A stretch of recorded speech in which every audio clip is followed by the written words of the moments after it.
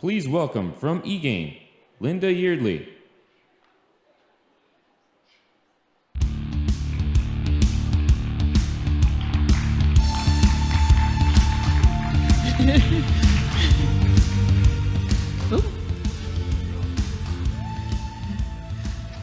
Well, I should ask you guys to come forward, shouldn't I? Because actually you're now so scattered. I was actually putting money on a sort of sweepstake that there'd probably be about 20 people left at this stage, and I don't think I was that far wrong. But thank you for staying. So the title of my slide is Do What Do Does, which just goes to prove I have not been imbibing of the alcoholic beverage on the DT stand. And that probably deserves a little bit of an explanation before I start. Do is a client that I have been working with in the Middle East. It's Dubai Telecom. They have been around for 10 years. They celebrated their anniversary at the beginning of the year. They had revenues of $3.5 billion last year. About 2,000 staff who represent 66 countries, and that's also very representative of their customer base, having a very large expatriate community. Now, what I'm going to do then is this is going to be part case study and part best practice, and it's very much about the kind of processes and procedures and things we used in order to implement, rather than specifically about functionality. So, because it's also subtitled a Knowledge and AI Program Diary, I'm going to be focusing on knowledge, and I'm doing it in diary format, so I'm giving you 7 lessons, one for each day of the week, or 7 stages. So we're going to start with discovery. Now, the discovery stage is basically where we kind of collect all the information we need in terms of determining how best to take the project forward. And one of the places I like to start is with the vision board. So using this, I'm not going to go through every line on it, you'll be glad to know. Let me just explain to you a little bit then about kind of what Do we're looking to achieve. Specifically, their one goal was about consistency of customer service. Do, at the time, was one of only 2 telcos in the United Arab Emirates. They've recently had a 3rd join. And interestingly, it's not particularly competitive because at the stock so shareholders level, there's an awful lot of shared interest at a government level.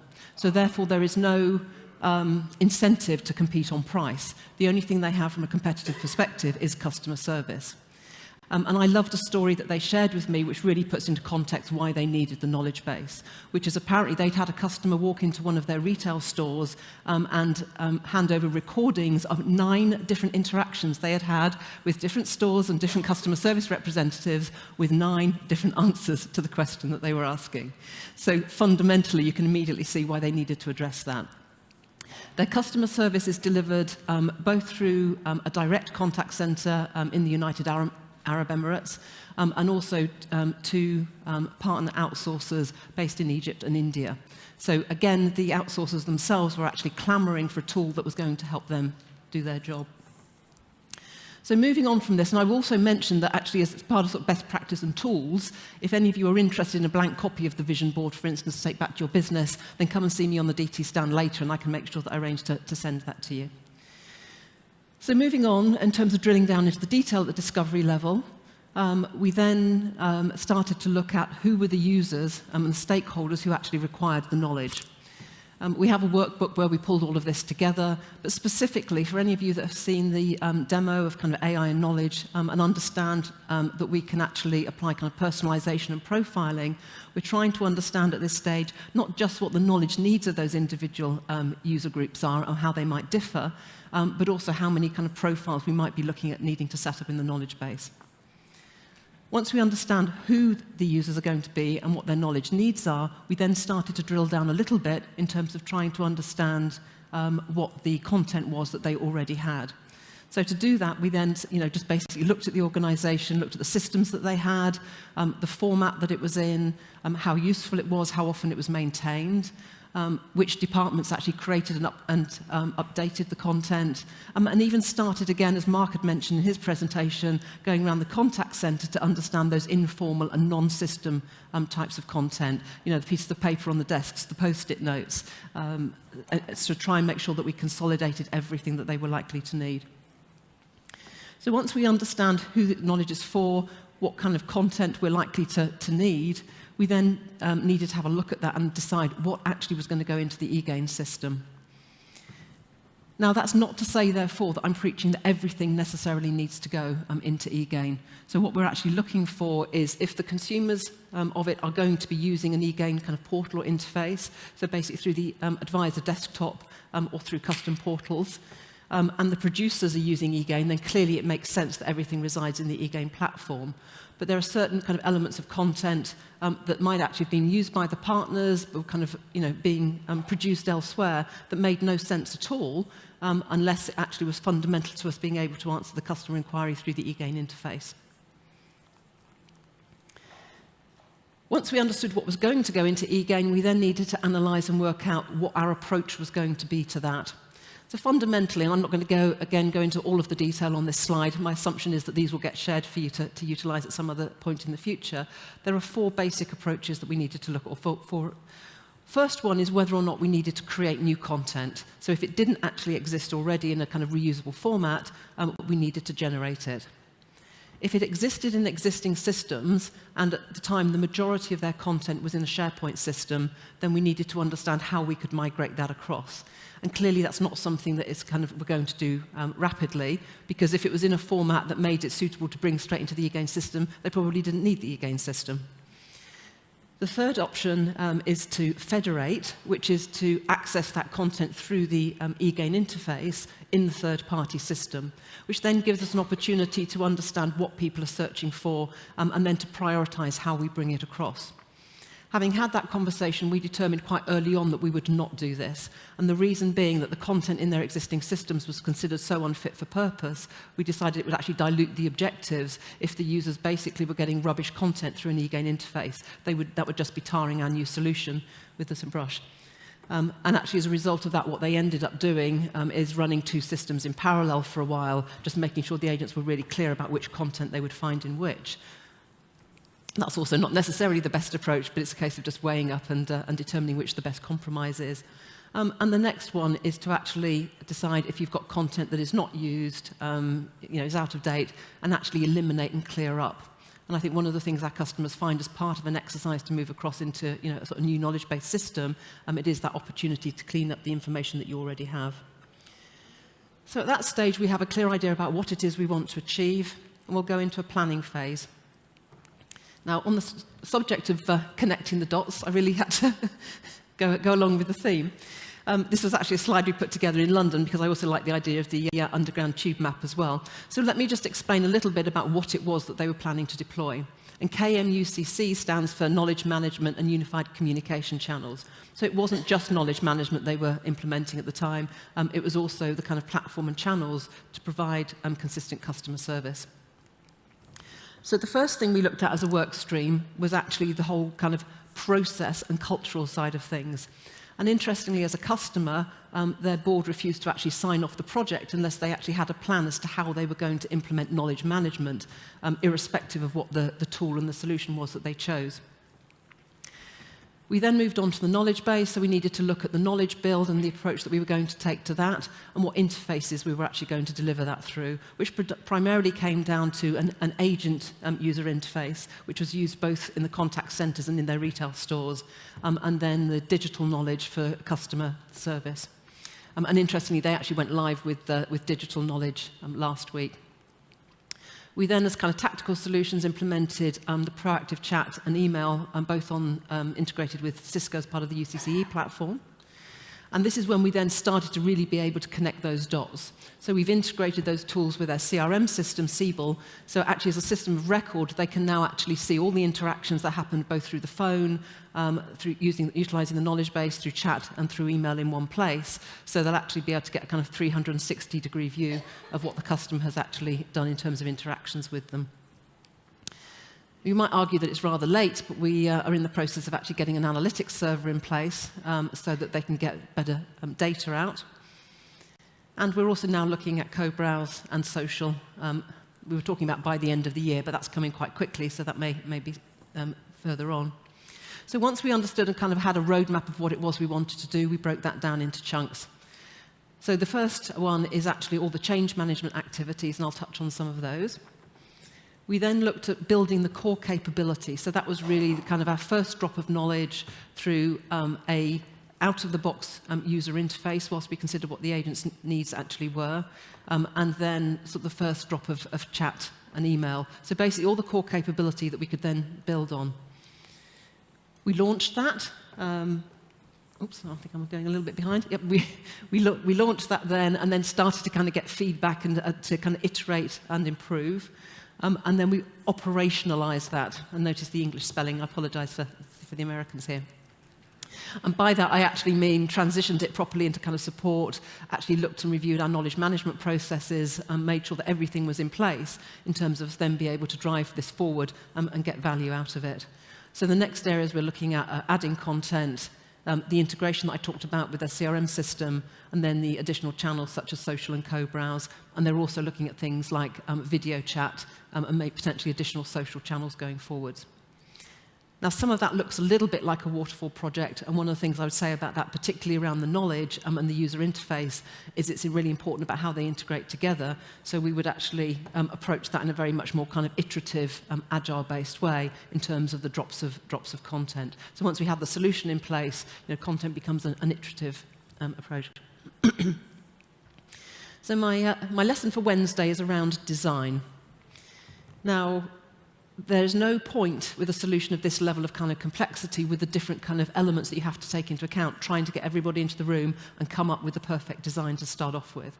So particularly with this client, we've got a number of different cultural elements to take into play, languages that they were deploying in both English and Arabic, multiple channels, multiple devices, and trying to build a knowledge base that suits all of those in one go wasn't going to work. So we looked at how we were actually going to focus that, delivered it for agents in English, so that's just through a standard desktop, in their Fugera contact center, so just one of the call centers to start off with, and then we were able to put that in place, learn the lessons, and then start to incrementally build on the additional functionality. That's not to say I think doing that in isolation of the whole vision is a good idea, because I think you need to know what it is you need to incorporate to make sensible decisions along the way, but certainly I wouldn't encourage everybody to try and do that in one go. And the example I tend to use is I've been with eGain for a very long time, certainly more than 20 years. And when I first joined, one of my first jobs was to go to Orange, a telco in the UK, to help them with their adoption of their knowledge-based system. And at the time, they were supporting 4 handsets, 4 mobile handsets. That was all they sold. And they said they could basically make and receive calls, full stop. If you just imagine now how that industry has actually changed and the complexities, you can actually understand again why it's, if you like, so much more difficult now to kind of, to design and to incorporate all of the knowledge into the knowledge base versus that it was in the early days. So that's my lesson on design, is don't consider that's a one done upfront activity. That needs to be iterative throughout the program. So then we'll move on to building the knowledge base. Now, I could probably talk for hours about this, in fact, days even. I used to do training on it, but I won't. The key thing that most people are interested in is around the kind of guided help, the AI piece of it. So I'm just going to touch on a few elements from that which might be of interest. First thing we needed to put in place for that, though, was our knowledge team and the knowledge organisation. And with Do, they had a number of different departments actually producing content for SharePoint, repurposing that for the web for customers. So they brought those together into a centralised knowledge team to be able to deliver the eGain solution. It isn't, however, quite that simple, because whilst you're in project mode, you need to take a number of other things into account, which is firstly that you actually need to be able to build and migrate content into eGain while still maintaining content and developing it in your existing systems. And then the moment that you go live with the new system and you start to get user feedback, you then need to be able to both maintain project mode and deal with kind of feedback and maintenance and development of the new knowledge base as well. So that adds quite a lot of complexity, and it's worth just being aware of that and planning for that. Sorry, I think I'm behind with my slides. I apologise. I've got 2 screens here and it's a little bit confusing. So moving on then to the process, and again, I'm hoping that these will get shared with you. Let's start looking at kind of the first step, which I think is actually the most critical one in terms of the, if you like, success and how you actually approach this, which is identifying the questions which are asked by the customers. As Mark had already explained in his presentation, a lot of content in the organizations is built simply for the purpose of providing content, processes and procedures. But what we actually need to do is understand what is the knowledge, what is the content that is going to help answer your customers' queries. And there are a number of ways of doing that. We looked at stats from the IVR system in terms of kind of how they classified calls. We looked at any information we had from their current kind of SharePoint system in terms of, you know, anything that was being accessed, which was, they hadn't got a great deal. We looked at how they classified trouble tickets. And actually, ultimately, we got the people who knew what was going on, who did the job, into a room, and we brainstormed. And we ended up coming up then with kind of how we would classify the topics and what the common questions were that customers actually asked. Once we understand what those questions are, then we can start to identify what are the most appropriate answers for that, whether it's simply, you know, existing content that we can migrate across, or whether or not we then needed to start building guided processes, we're actually very focused in terms of making that process support available. If that was the case, we then got the experts into a room and we started to map out those processes into Visio that we could then build into the eGain system. And again, in the time that I've got, I won't go on anymore with regards to the process side of things, but ultimately, once you've got that stage, which is the kind of critical one out of the way, you have the blueprint for your knowledge base. The rest of it simply becomes almost a sort of data entry through the authoring and a process of kind of test and publish.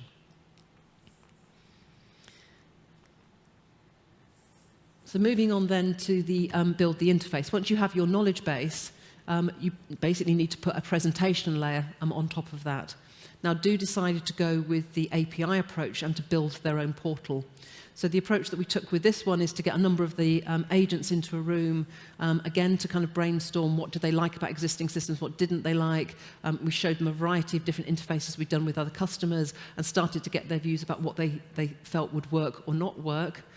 We mocked those up, went through an iterative process, and then finally that was built into the agent portal. So they were very, very focused on the agent experience and actually making sure that the agents themselves were involved in that process, which I think was, basically helped adoption when they finally launched. They've also, as I say, recently launched their customer portal. So looking at the customer experience side of things, and they've launched with templates that are in both English and Arabic and have guided help in them as well. So they're also helping the customers to step through the processes. And some of it might seem relatively simple, but there are elements that determine what the correct answer is, such as whether you're on a pre- or post-paid plan. So rather than giving kind of long articles with decision points in, they've chosen to split those down into guidance instead. So we have our knowledge base, we've got a nice user interfaces on it to meet the needs of all of our users. We then go into the launch. Now, what Do were also very good at was kind of the management of change. So they ran a number of things like kind of stakeholder briefings and workshops, kind of got everybody together in an away day, talked through the things that needed to be in place for it to be successful, bringing in everybody who might not have been involved in the project, but whose department was going to be touched in some way by this launch, and actually to understand and flush out what any concerns and issues might be. They planned for agent training, they produced training videos, marketing in terms of actually giving it a kind of a face and a character that they could launch with, determined what the kind of KPIs and metrics were going to be. And actually they also put in place a very generous incentive scheme, and I'll just touch on that in a moment. Again, a very busy slide I won't talk through, but it really just goes to show the number of different things that we thought about in terms of making sure that the system was actually ready for launch, and then beyond launch that we had everything in place in terms of supporting business as usual. And I'm assuming again that you'll be able to use these as a sort of checklist at a later stage.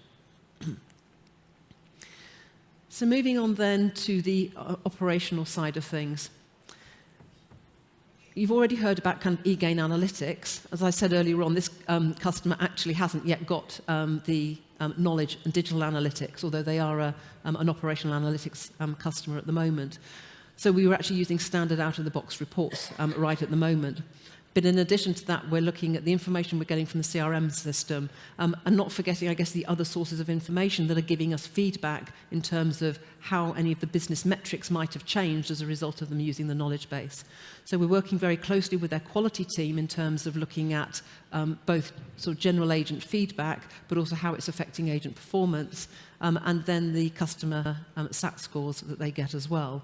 So at the moment, we actually have kind of got a fairly holistic view, but we're not yet able to sort of drill down and tie that all together until we've got analytics in place to kind of be able to say exactly what the impact is of using knowledge on specific kind of customer records for things like first contact resolution. And unfortunately, I was hoping that we'd have some stats with regards to the customer portal and contact avoidance, but that's just too new, and we haven't got that out at the moment. Some of the reports that they have got, I just thought would be worth sharing with you, just to show you that we have this in place. And would anybody like to take a guess at when their incentive scheme was announced, which basically was for people in the India and Egypt contact centres for the highest performance in terms of usage and effective feedback on the system, actually was given a 3-day all expenses paid trip to Dubai, which is really quite significant in terms of agents. So if you just look at the usage figures, I think it becomes quite obvious when that was first launched. So whether you call it incentive or whether you call it bribery, it worked. And then my final slide, with 13 seconds to go, I may just have cracked this project, was just really to say, having the processes in place around this for business as usual is most important. Many failed knowledge management projects I've seen in the past are simply because they launched with something, they got kind of great feedback to start off with, but actually over time it's kind of died. They haven't maintained the skills in the knowledge team, they haven't continued to respond to agent feedback, to develop it as new products and services were actually changed, and it will fall out of use quite quickly. So I guess the final lesson is that the processes, the procedures, the wrapper around the technology that you are delivering is as important, if not more important. And if you get that right, you've basically cracked successful knowledge management. And on zero, yes. Thank you.